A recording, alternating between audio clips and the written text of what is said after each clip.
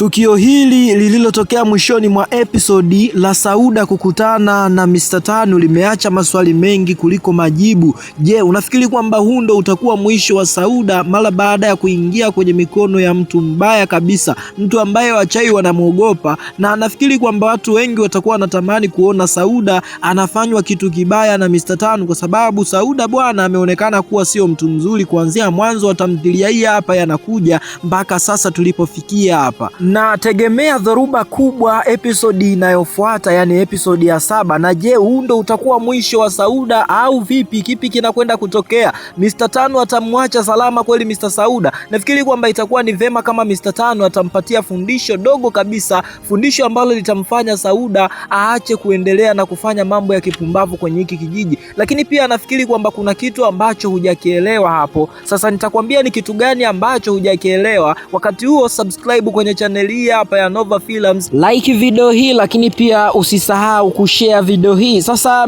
kwangu mimi nahisi kabisa kwamba huu ulikuwa ni uamuzi wa kijinga kwa Sauda kuufanya, kwa sababu tunakumbuka kwamba kiongozi wao aliwaambia kwamba ili waweze kuwa viongozi lazima wahakikishe wanatoa kafara ya pale ambapo wanapapenda zaidi na panawauma. Sasa Sauda ukijaribu kuangalia ni maamuzi ya kipumbavu ameyafanya, kwa sababu Suzi hana uhusiano wowote ule na Sauda, wala sio ndugu yake, kusema kwamba akimtoa atakuja kuumia kwamba ni kwa nini amemtoa ndugu yake. Sasa nafikiri kwamba umeelewa kipi ambacho nilikuwa ninamaanisha kusema kwamba Sauda ni maamuzi ya kijinga ambayo ameyafanya, na mwisho wa siku yamekuja kumletea matatizo makubwa kukutana na Mr. Tanu. Huenda kama asingefanya upuuzi asingekutana na Mr. Tanu, kwa sababu hata kama angefanikiwa kutoa mtoto ama sadaka hii hapa kutoka kwenye tumbo la Suzi, sidhani kama angefanikiwa kuchukua kitu, kwa sababu hii kafara ambayo atakuwa ameitoa ilikuwa ni kafara ambayo haina mashiko. Yani kifupi ni kwamba ilikuwa ni kafara ya sadaka tu, kwa sababu hakuna kitu ambacho angeambulia.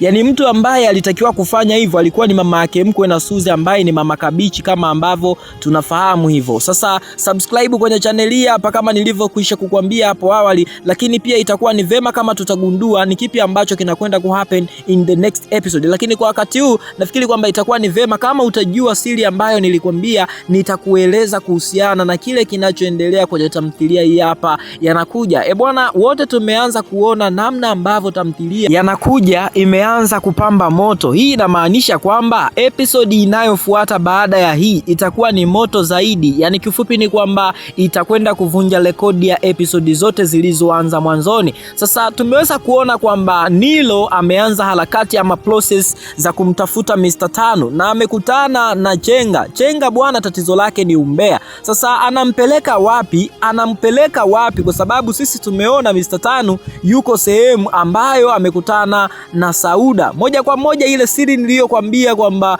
unatakiwa kuifahamu, huu ndo wakati wenyewe wa kukujuza hii siri, so usiondoke kabisa. Sasa ile siri ni hii hapa, ni kwamba Mr. Tanu kupitia Sauda atapata nafasi ya kwenda kumsaidia mama yake na Nilo pamoja na Sandra. Yani kifupi ni kwamba Mr. Tanu alishatambua shida ya Nilo toka siku ya kwanza alipokutana naye. Kama unakumbuka episode iliyopita, Nilo alikuwa akimtafuta Mr. Tanu, moja kwa moja akasikia kelele za watu wakiimba, akaogopa na kwenda kujificha, lakini Mr. Tanu alikuwa sehemu hiyo, akachukua nyayo za miguu yake, moja kwa moja akahisi kuna mtu maeneo yale ambaye anahitaji msaada. Sasa hiyo ndo sehemu ambayo ilinifanya mimi nigundue kwamba Mr. Tanu aligundua kile ambacho Nilo alihitaji kumtafuta. Sasa kitu ambacho unatakiwa kufahamu ni kwamba Mr. Tanu anatambua shida ya Mr. Nilo, na ndio maana tumeweza kuona imekuwa ghafla sana kukutana na Sauda, kwa sababu anajua kabisa kwamba Sauda ndo mtu ambaye amefanya upuuzi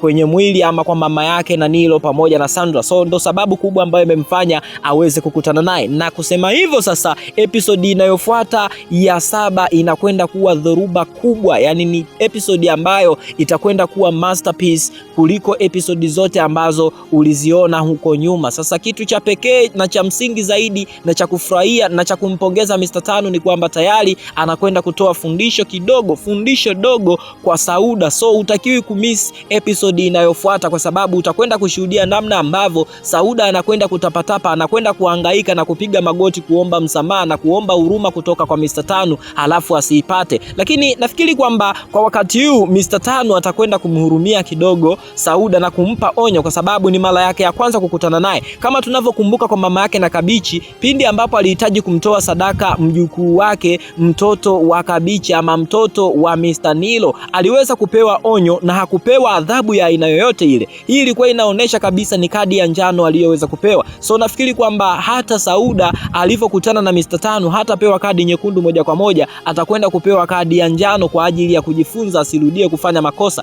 Lakini kwa kuwa ni mchawi na tunatambua siku zote wachawi huwa wana mipango mingi na sio rahisi kuweza kubadilisha tabia zao unless otherwise amekutana na pigo kubwa ambalo litamfanya ajutie kile alichoweza kukifanya. Naam, wakati huu nafikiri itakuwa ni poa sana, na naelewa kabisa kwamba wengi mnatamani kujua kuhusiana na hatima ya Mr. NN pamoja na mama yake, bila kusahau Suzi. Unafikiri ni nani ambaye atakwenda kuwa mshindi kwenye hii vita? NN anatambua kabisa kwamba mama yake ni mchawi, lakini bado hana uhakika kutokana na kwamba hajamshuhudia hata siku moja, kwa sababu anapata maono pindi ambapo anakuwa amelala. Lakini ngoja nikurudishe nyuma, tukio moja ambalo nafikiri lingekuwa la muhimu zaidi kwa Mr. Nilo, Mr. NN kugundua kwamba mama yake sio mtu mzuri. Kuna siku mama yake alikuwa akifanya uchawi hadharani nyumbani kwake, na Mr. Nilo, Mr. NN alishuhudia mama yake akizunguka sehemu ya uwani nyumbani kwake. Hii ilikuwa ni moja kati ya sehemu ambazo kama Mr. NN angetumia akili kubwa kufikiria, angegundua kabisa kwamba mama yake sio mtu mzuri, anajihusisha na ushirikina, kwa sababu yale hayakuwa mambo ya kawaida aliyokuwa akiyafanya, kuzunguka. Labda yeye alifikiria kwamba mama yake alikuwa akifanya tambiko kutokana na kwamba yeye ni mtu wa zamani kidogo. So nafikiri kwamba hayo ndo makosa ambayo aliyafanya Mr. NN. Lakini kosa kubwa kabisa ambalo alilifanya ni kumwacha mke wake wakati kabisa ameshahisi mama yake sio mtu mzuri. Yani alimwacha mke wake nyumbani moja kwa moja, akaja kwa baba yake mkwe kwa ajili ya kumuomba aweze kukaa na nani? Kukaa na mke wake Suzi, nikimaanisha kwamba mtoto wake na huyu mzee baba yake mkwe na Mr. NN. So hilo ndo kosa kubwa ambalo alilifanya. Nafikiri kwamba anakwenda kuadhibiwa kutokana na makosa aliyofanya. Lakini imekuwa ni bahati kwa sababu Mr. Tanu tayari amekutana na Sauda, na moja kwa moja Sauda hata kuwa na uwezo wa kumfanya kitu chochote kile Suzi mbele ya Mr. Tanu. Na tumeweza kuona jinsi ambavyo Mr. Tanu alikuwa akiongea kwa hasira. Yani kiufupi ni kwamba ule msemo wake wa kusema kwamba wanadamu wabaya, alikuwa akisema kweli kabisa, na mimi naungana naye. Sasa wangapi ambao mnaungana naye ya kwamba wanadamu wabaya, yani ni wabaya kuliko kitu chochote kile, ni wabaya kuliko kiumbe chochote kile? Kwa sababu kama unaweza ukapata moyo wa kutaka kumuua mtu mwingine ama kutoa mtoto ambaye bado hajazaliwa, kiumbe maraika ambacho bado kiko kwenye